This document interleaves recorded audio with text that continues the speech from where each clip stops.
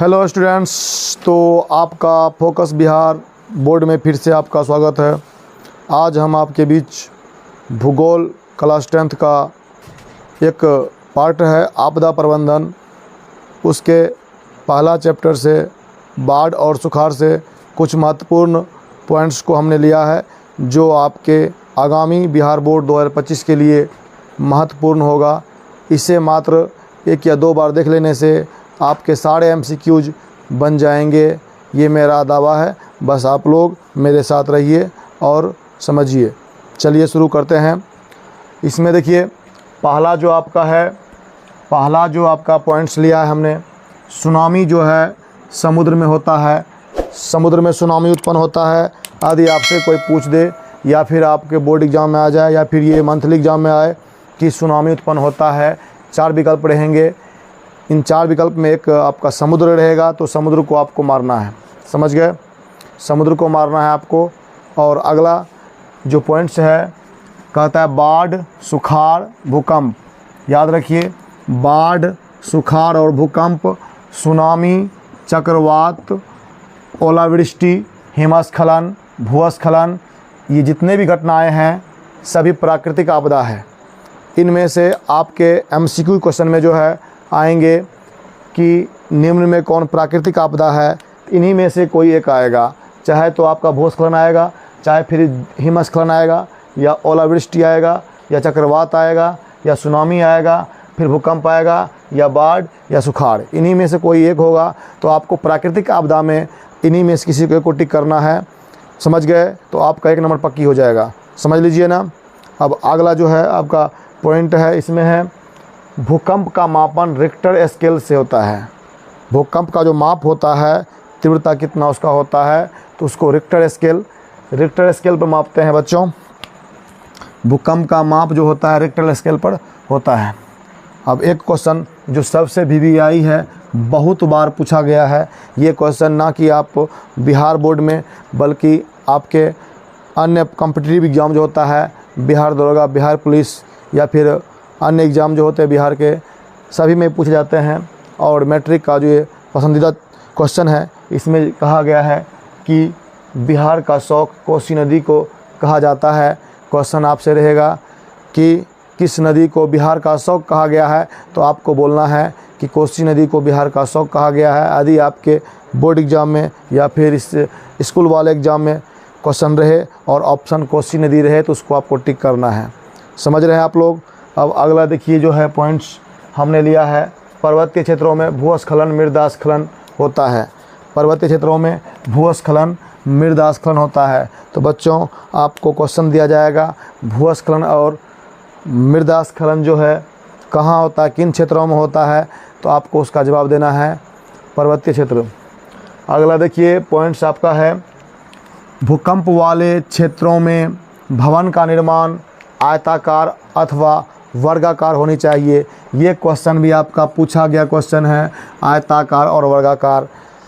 जिस क्षेत्र में भूकंप होती है तो उस क्षेत्र में यदि मकान बनाना है तो आप लोग को वर्गाकार या फिर आयताकार मकान बनानी चाहिए। समझ रहे हैं? जो भूकंप रोधी होता है और भूकंप होने पर उसका क्षति नहीं होता है।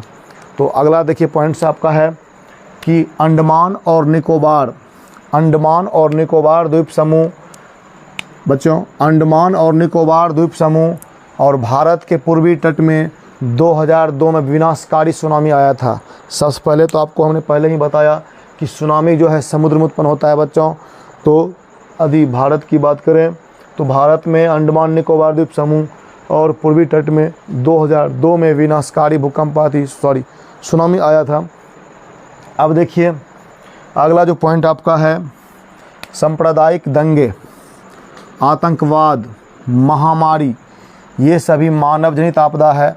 बच्चों याद रखिए, यहाँ से 2 क्वेश्चन तो आपको 2 या 3 क्वेश्चन या फिर 4 क्वेश्चन का ये क्वेश्चन आपका सुनामी वाला, दूसरा आपका क्वेश्चन ये बाढ़ से सुखाड़ से, तीसरा आपका रिक्टर स्केल वाला, चौथा बिहार का शौक, पाँचवा जो है पर्वतीय क्षेत्र वाला, छठा आपका है आयताकार वर्गाकार, और 7वां है अंडमान निकोबार द्वीप समूह वाला, और 8वां आपका जो है ये सांप्रदायिक दंगा, आतंकवाद, महामारी। ये सारे के सारे क्वेश्चन हमने क्वेश्चन बैंक में देखा है, कई बार पूछा गया है। तो इन सारे क्वेश्चन को आप हमेशा हमेशा के लिए याद कर लें, दिमाग में रख लें, ताकि आपको आपदा प्रबंधन से पूछे गए क्वेश्चन में से छूटने ना पाए।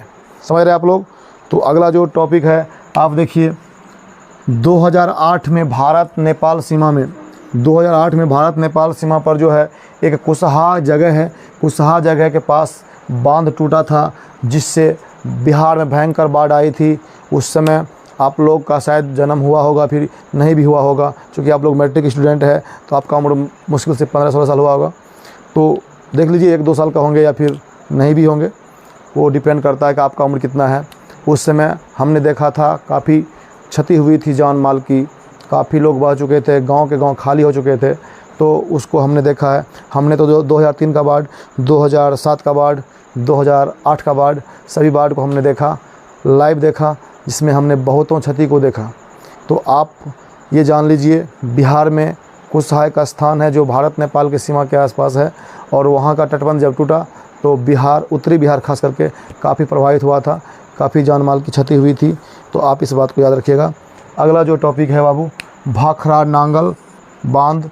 अब देखिए यहाँ से क्वेश्चन कैसे पूछेगा, क्वेश्चन पूछेगा आपको कि भाखड़ा नांगल बांध जो है किस नदी पर है।